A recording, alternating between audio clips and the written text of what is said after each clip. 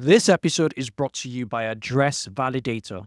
Stop delivery issues in their tracks with real-time address verification that saves you money and keeps your customers happy.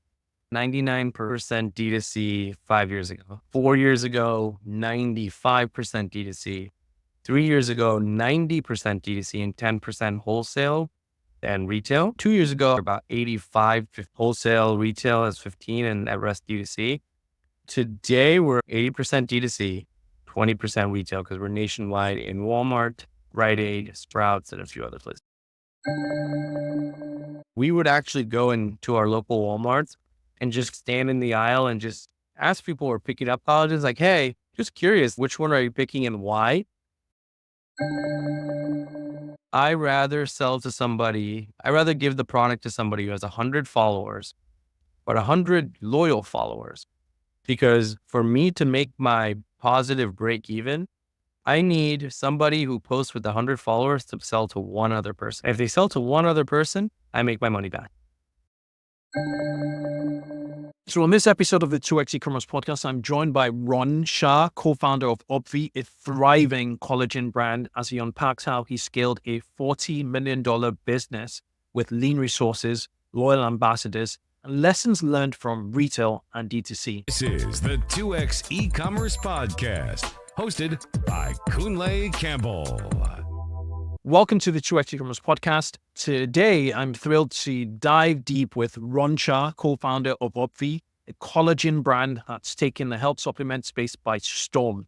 In just 5 years, Ron and his team have scaled Obvi to a $40 million brand, keeping it lean and profitable, all the while navigating the challenges of retail and e-commerce and engaging a massive active community.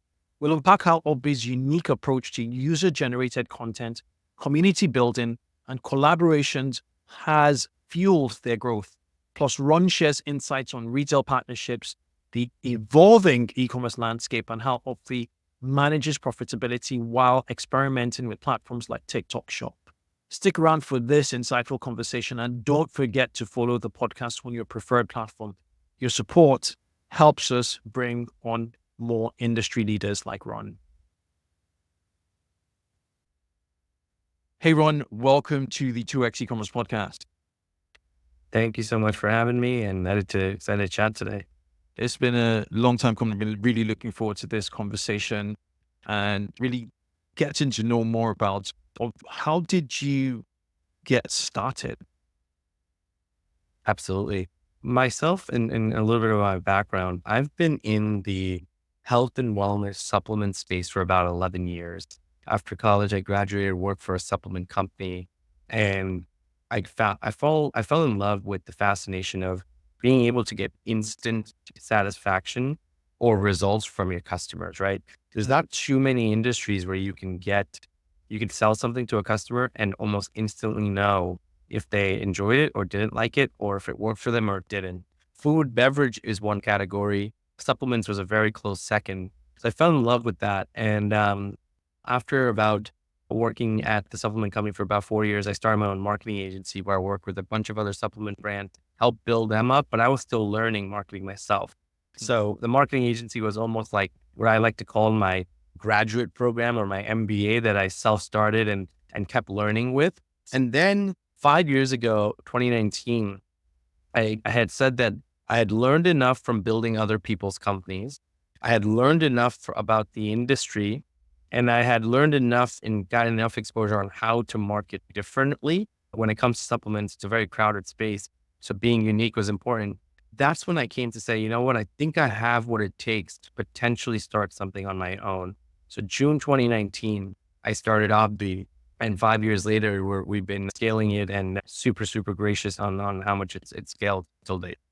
That story, and it's wild to see that what you guys have built just in 5 years. It feels longer just due to the value you put to the market. I think the one thing I picked up from there is to know the industry, know how to market, and then perfect timing, which segues into your team. You have quite a tight-knit leadership team on there. Do you want to break down what your leadership team, did you start on your own, or did you just start to pile up? How did you guys come together? Yeah. So actually that first supplement company that I told you guys about, it was called Shreds. And Okay. it was actually one of the fastest growing supplement companies back then in 2012. But the three people under the CEO, CFO, and CMO there were myself, Ankit, my partner today, and Ashwin, my other partner today. So we were like the three guys under the three main guys. And we were handling basically operations, finance, branding and design and marketing. And it's almost like anytime I get to tell this story, it makes me always remember, like, how did this ever work out? Like, how this is insane. But us three were sitting in the roles of what we are today 11 years ago, doing a lot of the mechanics, doing all the tactical work. And then us three left together to start the marketing agency. The name of the marketing agency was called Ghost 3 Media.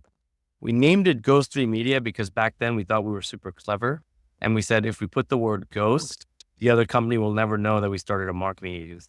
But that didn't work out. And then, so it's actually the three of us, we're three best friends, best men at each other's weddings, three partners. Oh, But the reason it works is the three of us have such distinct skill sets that either the other two almost have no level of talent near or close to the talent the other person possesses in their craft. Ashwin is the best media buyer I know on this planet. Ankit is the best designer I know on this planet. And I will say I'm pretty good when it comes to finance, operational, Excel, and making sure that systems run well. And so when you put us three into anything, we feel like we can run the entire engine. But it works well because we're also really not good at what each other does. Super. So brand acquisition and then ops and everything else and proper so forth thinking leadership. That's right.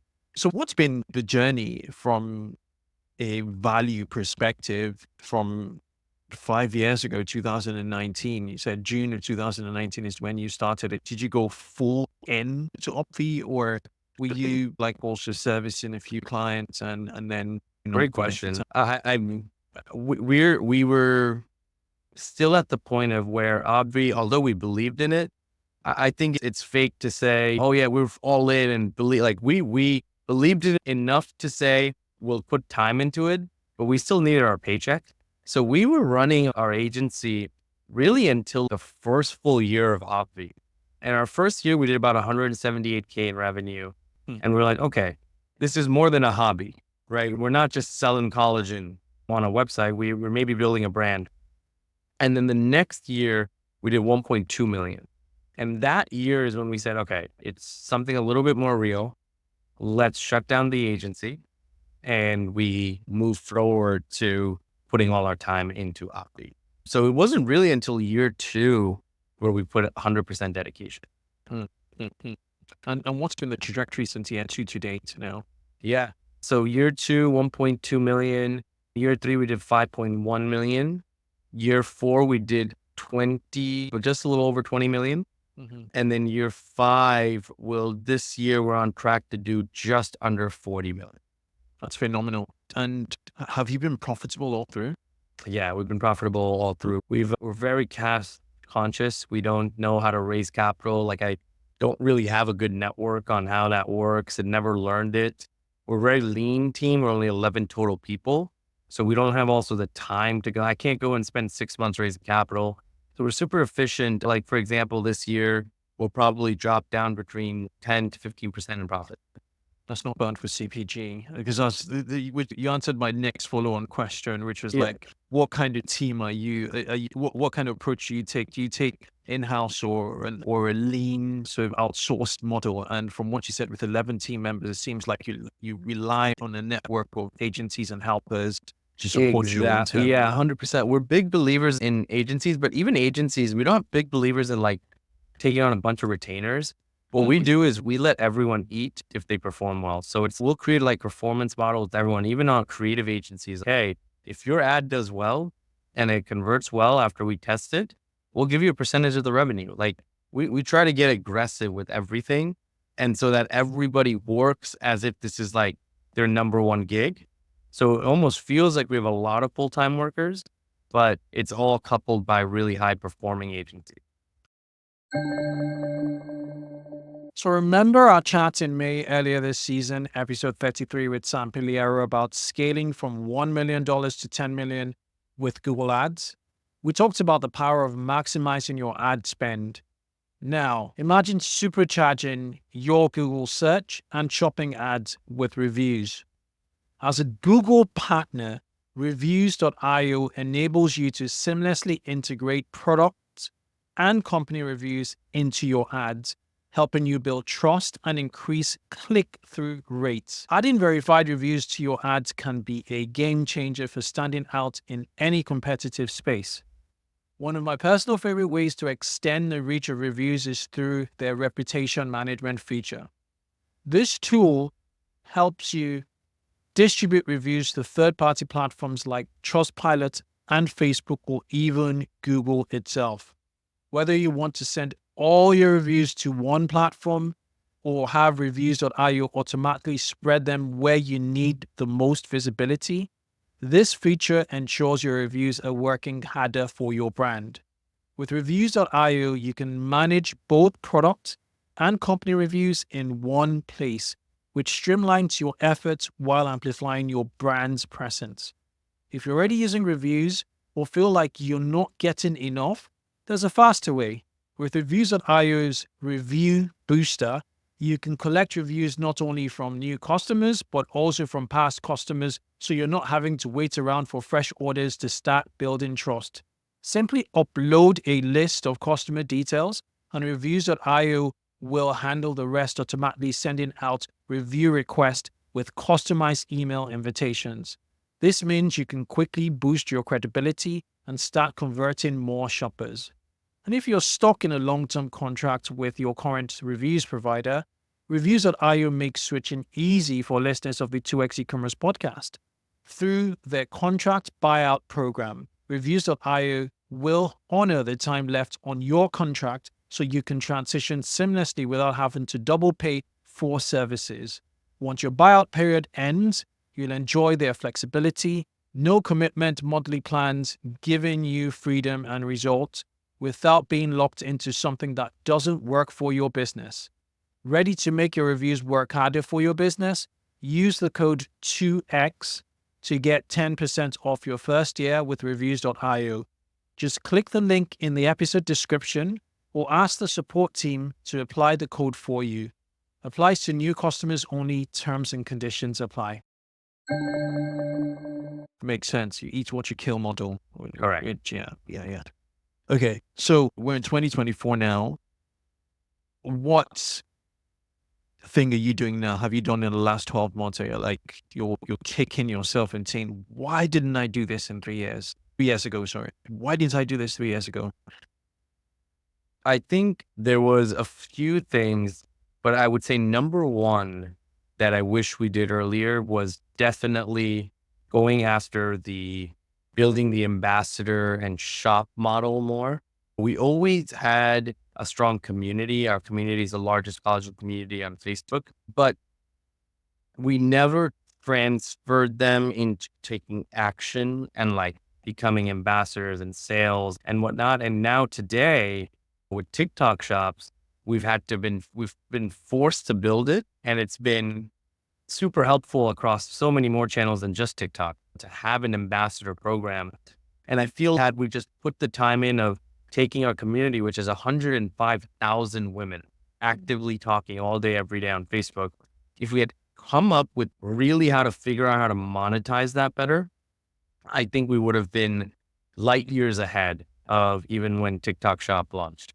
How do you manage 105,000 women talking every day around collagen and weight loss?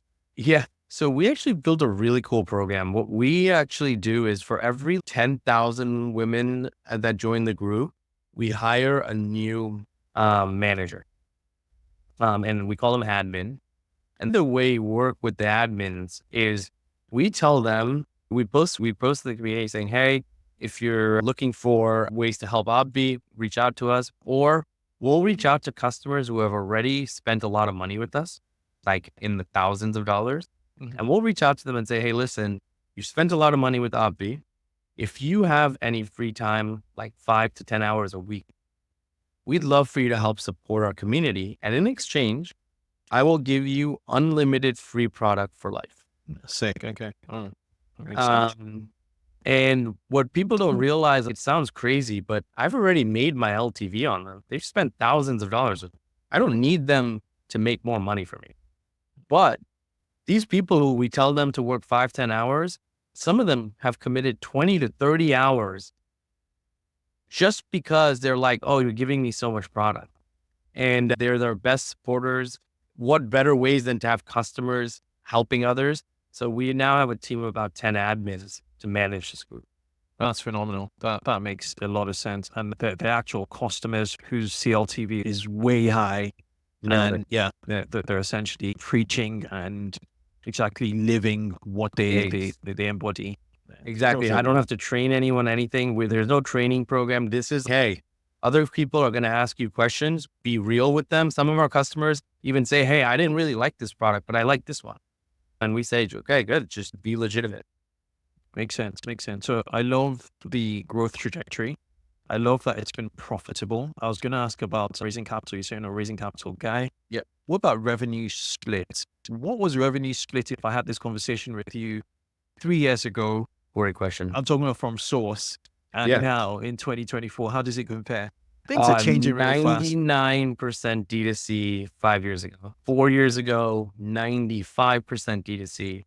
3 years ago, 90% D2C and 10% wholesale and retail. Today, 2 years ago, I would say probably it was getting into about 85 wholesale, retail as 15 and that rest D2C. Today, we're about 80-20. 80% D2C, 20% retail because we're nationwide in Walmart, Rite Aid, Sprouts, and a few other places. Amazing. And with D2C, you mean both your Shopify and Amazon presence, I consider, Shopify and Amazon as D2C. Okay. Yeah. Okay. That's blended. How do you, speaking of Amazon, of Walmart, are you listed on any other retailers? That's huge, by the way. Thank you. It's nationwide. Yeah.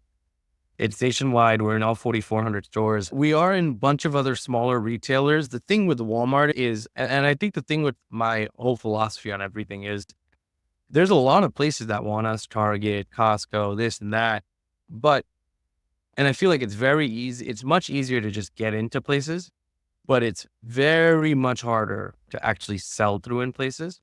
So I told myself, until we're successful at 2 to 3 of them, so Walmart, Rite Aid, Sprouts, let's say, until we're successful in these few in different categories, grocery, drug, and mass, until we can create success in either one of those for each channel, I don't want to go into another store in that channel.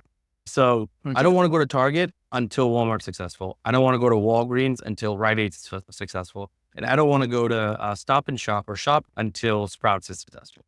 Yeah, it makes sense. Power focus. You get it done. That's proof of concept in this topic. How's the journey thus far? When did you get into Walmart and how's the journey thus far in Walmart? So we're going into year 2 of Walmart right now. They reset every August. So we're in year 2 now. So I think a few things happened year 1, a lot of learnings. Year 1, we had 3 products going into Walmart. We had our 2 collagens powders, fruity cereal and cocoa cereal. Mm-hmm. And then we have our collagenic burn, which is our best-selling fat burner with collagen in it. So it's beauty and weight loss in one. Okay. The collagen fat burner became the number 1 product in the category. It beat out Hydroxycut. It beat out Lean Amino. It beat out pretty much all these legacy companies, mainly because we're targeting women and it was pink and a fun brand. And we hit the right price point. So we were all smiles and excitement there. Our 2 collagen powders, though, they were some of the worst performing products that Walmart's ever seen. We were selling 0.1 units per store per week. It took 10 weeks for me to sell 1 unit. And what we learned was the entire category for collagen, everyone sells unflavored, right? If you look at Vital Proteins, any of our competitors, they're all selling unflavored. Now, what we thought would be clever to do was to come into the market and start selling flavored collagen, right? It's what our ethos is for online. However, in store, we went in with this like little bit of an egotistical, cocky mentality of, yeah, it sells online so well, it's going to sell in store too. But in store, people go into the aisle and they already have hesitation to buy, right? And so they're going to go with what seems the most common, which is if there's 10 other collagens that are unflavored, you're probably not going to pick up the one flavored one, right? And had we done market research, analysis a little bit, we wouldn't have made a mistake that probably costed us $300,000-$400,000 in inventory baggage because the products didn't move. And when it came to year 2 with Walmart, we went to Walmart and said, we want these 2 collagens out of there. We want to replace it with an unflavored. And now 2 months in, our collagenic burn is still number 1. And our collagen is now number 3 in the category, only behind vital proteins and ancient nutrition. But it's because we studied and understood the market this time around and tried to understand how can we become more competitive in whatever is selling already instead of trying to go against the grain. So it's important to, everyone says be different. How are you going to be different? And it's important to find ways to be different, but not so different that you're straying away from what's moving the market. Because So good lesson learned. Absolutely, because you're playing a game in the consumer's mind and you are out of the game with the flavored. So the game is like unflavored in the consumer's mind. And then you're now in and you're behind ancient nutrition and vital protein, which is phenomenal. And that's going to help the sell through for the collagenic burn SKU, which is further down the line because you bring them into the ecosystem. Question is, how did you get the insights? Because a lot of people be like, oh, no, it didn't work. And we're lost, we're flabbergasted. Maybe it's just not our time. Let's try something else. So how did you get consumer insights? Online, it's easier. You send a survey and a form. It's all digital. You check your analytics, CR, and all of that stuff. How do you get in store? What do you do to get those insights and make those smart decisions as you act on? Yeah, you know what it is?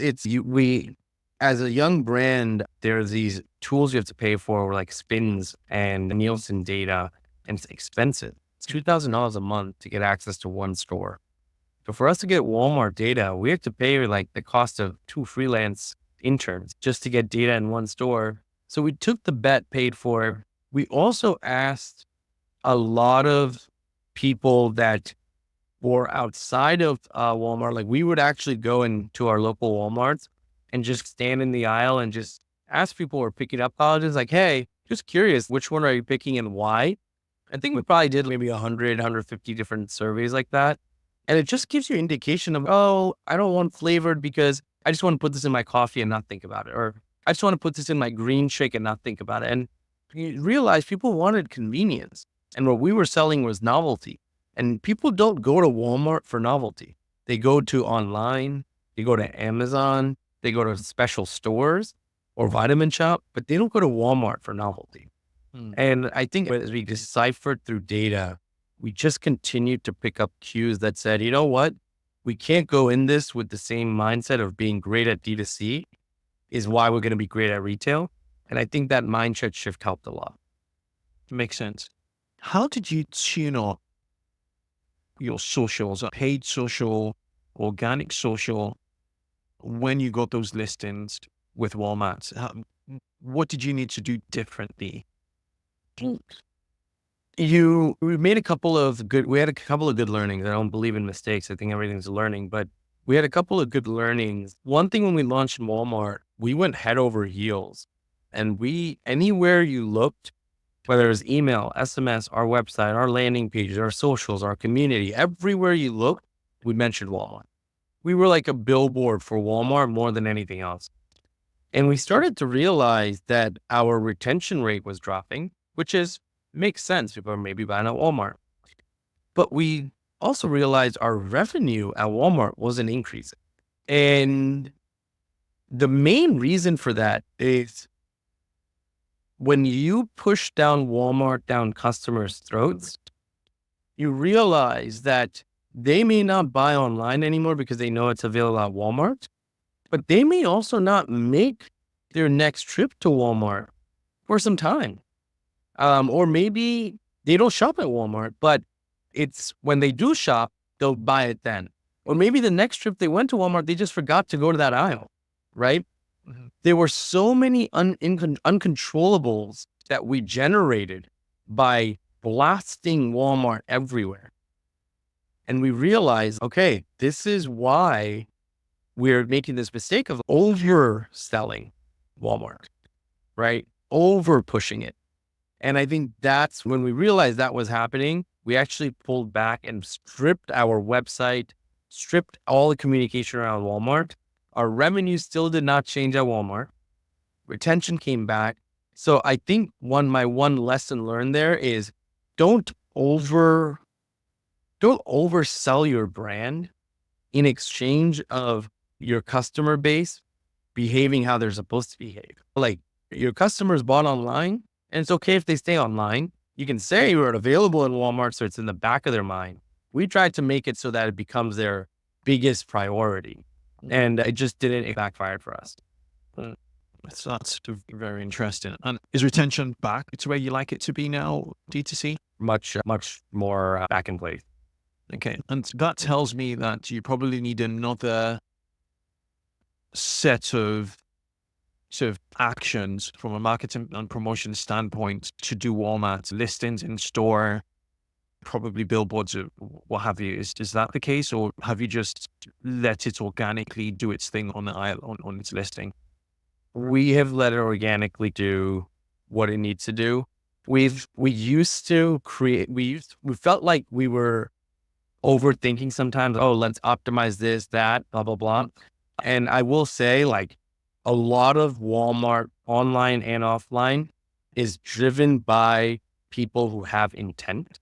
And you realize a lot of the small optimizations we make and A/B test online to drive better conversion is because there are people who don't have the intent, but you're driving them intent by some of the things you're doing, right? Like trust badges and testimonials and reviews and this and that, before and afters. Whereas with Walmart, so much of the intent was already coming in that making certain changes, even online on the listing, or even optimizing parts of our modular and where we're placed, didn't make a huge difference. Makes sense. One other thing I noticed from the outside was like your collaborations, your brand collaborations. What's been the impact of collaborating with essentially national treasures from a food and beverage standpoint? I think when you say beverage, are you talking about more about collagen powder? I think it's the licensing. You got some licensing deals, didn't you? Yeah, we got a licensing deal. So that's still our collagen powder though. Okay. And it was a deal with Entenmann's. And Entenmann's is like America's favorite cookie outside of Oreo. And one of the things that really helped us was Entenmann's is $1 billion organization, right? Mhm. And when you have something like $1 billion organization deciding to allow licensing partnership with a brand like Obvi, from the outside, the optics looks much more in favor of, oh, wow, Obvi is partnering with this $1 billion company. It puts us on a higher pedestal. And so that partnership, I think it had less to do with sales for us and more to do with the optics of the business. And I think that part helped a lot, even securing a lot of our retail. Yeah. I'm interested, very interested. I'm loving this. On the final notes of this segment of the interview, because the second segment of the interview, I want to speak specifically to UGC. But on the final note here is like your revenue split again. I want to know how TikTok Shop is playing for you guys, if at all. Yeah, so TikTok Shop is about 2% of our revenue right now. It's nothing Wow. crazy, Okay. but what I will say is it's growing every day. And there's also a lot of things that's not trackable. So the fact that we've gotten close to 3-4 million views now on TikTok Shop through all the different people posted, there's definitely a lot of leakage into Amazon. There's definitely a lot of leakage into other places, but we can't track all of it. What I will say is TikTok Shop isn't going anywhere. And I think if anything, we're going to start molding our website, our experiences, more and more things to accommodate that type of shopping experience, which is like you watch something, you consume something, and then you instantly want to purchase and you want to have everything all natively in one platform. And I think 5 years from now, I think websites are going to be antique. And I think what's going to happen is anything we're watching, even if it's an ad, whatever platform it's on, that is where you're going to convert. Going to a website is going to feel ancient. It's going to feel like, wait, why am I going somewhere? You're going to have, I think, nearly instant interaction and buying power. And so I think what I think about TikTok is it's a very good precursor to, I think, which way things are going to go. What platform do you think is going to own it? I think Shopify still has a very good potential to build an interface because their shop app actually has done a really good job. I think if they can make shop app to have social elements and whatnot, but until then, I think TikTok's going to own it. But the problem with TikTok is there's a lot of, there's really no moderation. And when you have no moderation, you have a lot of entrants, a lot of incumbents, and a lot of different things that make people feel like, is this real versus not? Yeah. So I think a platform that can moderate the shopping experience, you almost need an Amazon that's a social platform. Yeah. It's not policed well enough. There's I a lot agree. of misinformation. Funny enough, there's a collagen brand here in the UK. Yeah. I'm not going to mention their name, that has what looks like a 30-something-year-old woman who says she is 50 plus. Yeah. And she looks the way she looks because she uses the collagen. And that ad has been running for at least the last 6 months because I know it's working. As in, they wouldn't run it if it's not working. Then like, why? As in, so true. It's just so lying. It's just freaking lying. Happens a lot. Yeah. It's good stuff. Okay, so let's get into UGC. UGC has played a huge role in the growth of Obvi, as I can imagine. What's Obvi's sort of UGC growth strategy? Yeah, I think our biggest UGC growth strategy is if we can have real people sell to other real people, that we want to die on that hill. And so for us, the minute somebody buys from us, or the minute we can apply apply a human face to our product and connect the experience, we believe people buy Obvi because of the experience they're going to gain, not so much just the results. And so like our UGC is always focused not just on here's what this product does for me. It's more about I've joined Obvi and I'm here to join their community. I'm meeting it's almost like what Weight Watchers did, right? Weight Watchers didn't just sell you on meals and their fitness plan. They sold you on coming together as a community with like-minded people. And oh, by the way, we sell this and this too. And so our UGC really focused on, hey, we even told some of our UGC, it's okay if you don't mention the product, but make sure you mention the impact you're getting by joining the Obvi community. Makes sense. So you structured it in a way whereby the actual creators are actual customers, which delivers a very authentic sort of message or authentic messaging from them. And then they talk about their feelings, how the outcomes essentially. Okay. It makes sense. You nailed it. And then I think one other piece to that is you want to make sure, I think we followed more CGC, so customer generated content, more than UGC. And I think that is something that we will always stand by too, is we didn't really go out to random places and get people who'd never used the product.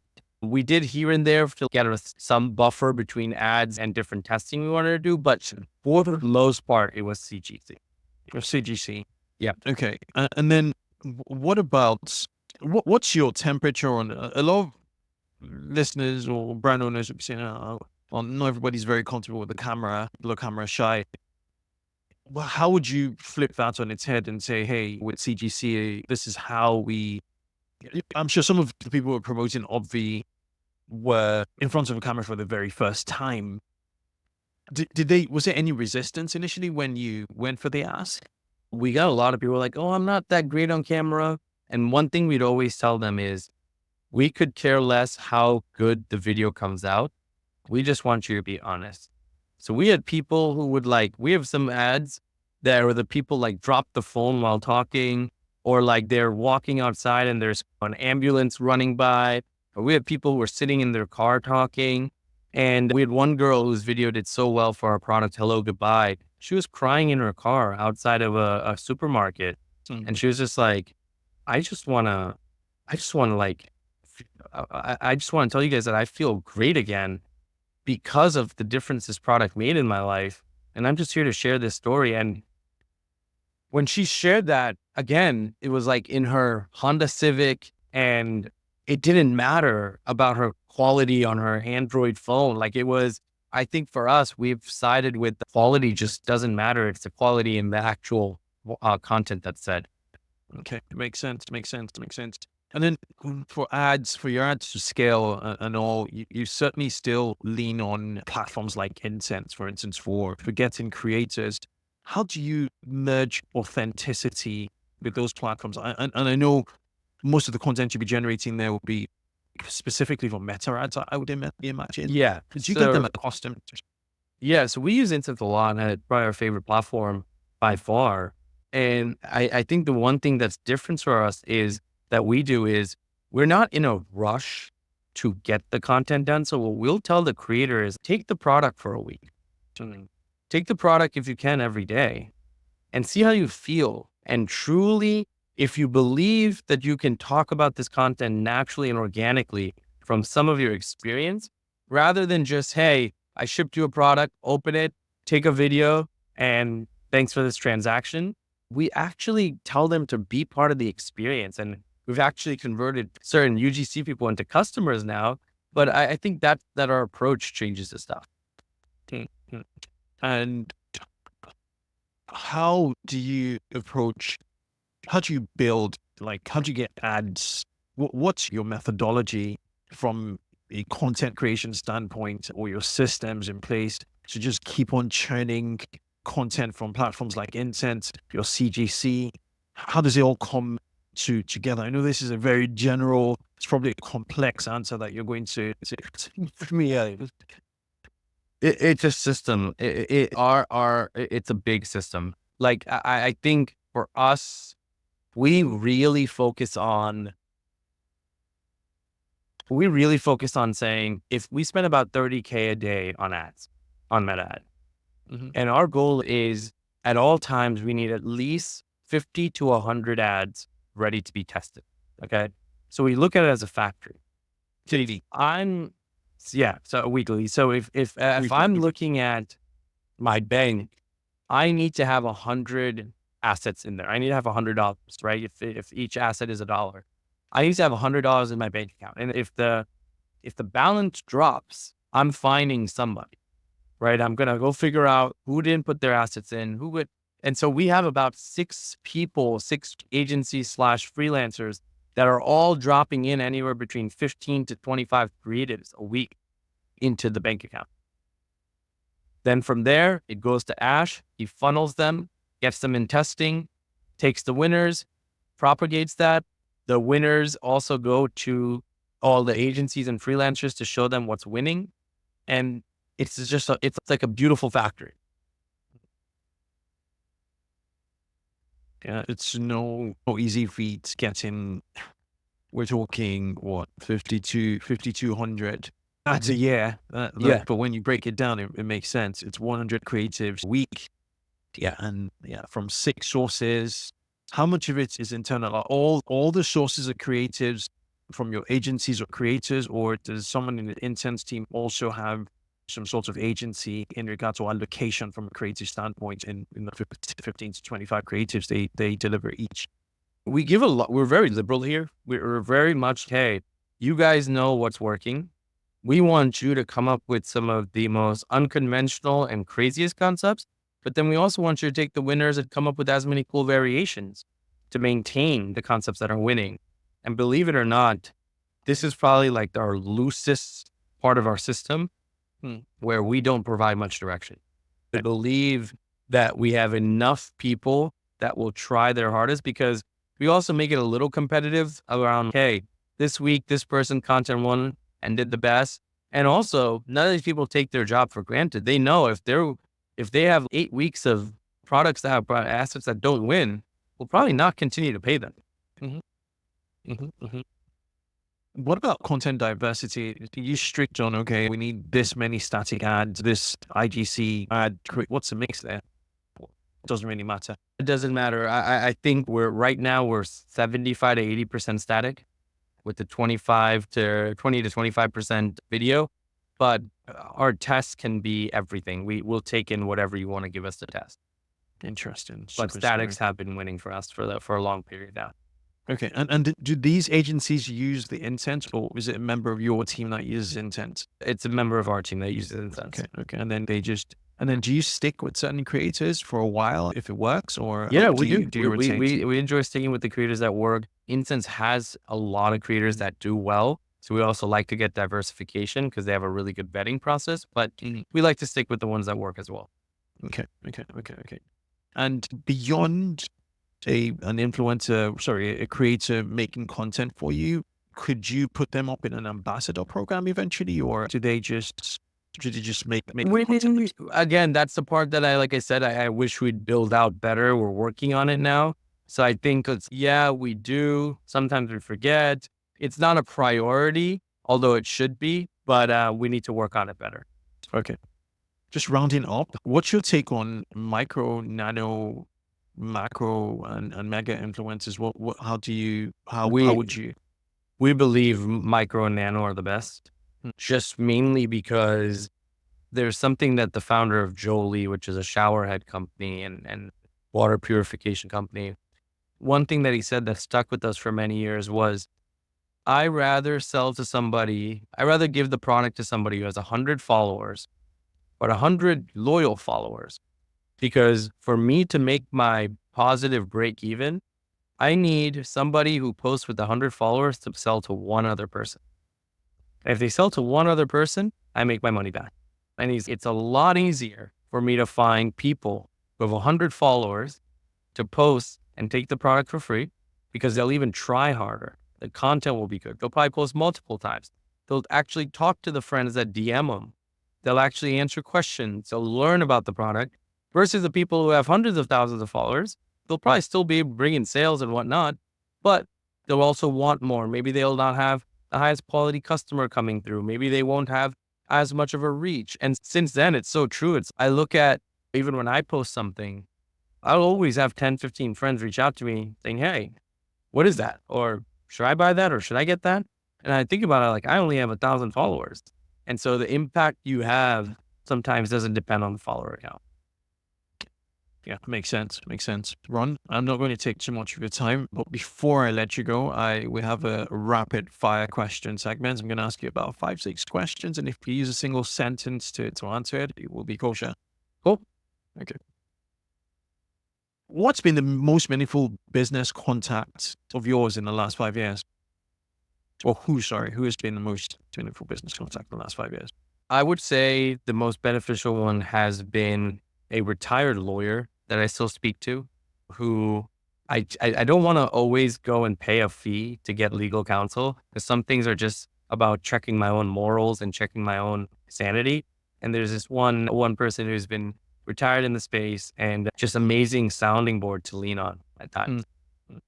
What 2 things can't you live without? My phone and my family. Okay. What book are you currently reading or listening to? Winning is Everything by Tim Grover. Okay. What's been your best mistake to date? By that, a setback that's given you the biggest feedback. Best learning till date, I would say, has to be overspending on inventory to where I had to challenge myself on figuring out how I'm going to sell this inventory profitably so I can get money back in my bank account quickly enough. It was the biggest challenge because we had to figure out avenues that we never even knew we knew. Final broad question. Would you ever sell your business? Yes, I think I would sell my business, but not anytime soon. Okay. Ron, it's been an absolute pleasure speaking with you. I really love this conversation. Thanks for sharing all Pleasure's all mine, but incredible questions. Thank you for having me. Cheers, bud. Amazing. A nice one.